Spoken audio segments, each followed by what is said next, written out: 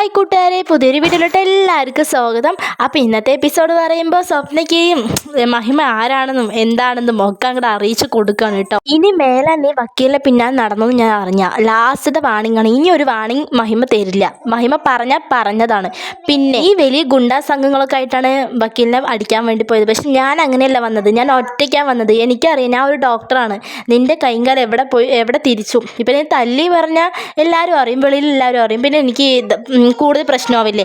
അതുകൊണ്ട് ഉള്ളിൽ കുറച്ച് മുറിവുണ്ടാക്കാൻ ഞാൻ ഉദ്ദേശിക്കുന്നത് കൊണ്ട് കൈയും ഷോൾഡറൊക്കെ പിടിച്ച് തിരിക്കുകയാണ് കേട്ടോ. സ്വപ്നയാണെങ്കിൽ അങ്ങോട്ട് കരയാനായിട്ടോ. നമ്മുടെ മഹിമ കിട്ടിയ ചാൻസ് പറഞ്ഞിട്ട് അങ്ങോട്ട് ഗോൾ അടിച്ച് തിമിർത്താണ് കേട്ടോ.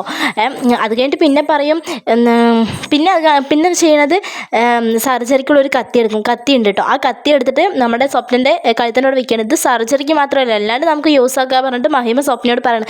മഹിമ വിടും മഹിമ, ഞാൻ ഇനി ഒരിക്കലും മുകുന്ദൻ്റെ പിന്നാലെ നടക്കില്ല മഹിമയെ പറഞ്ഞിട്ട് ഓരോന്ന് പറഞ്ഞുകൊണ്ടിരിക്കുക. പക്ഷെ നമ്മുടെ മഹിമയുണ്ടോ, മഹിമ കിട്ടിയ ചാൻസിൽ അങ്ങോട്ട് തകർത്ത് വാരി കേട്ടോ.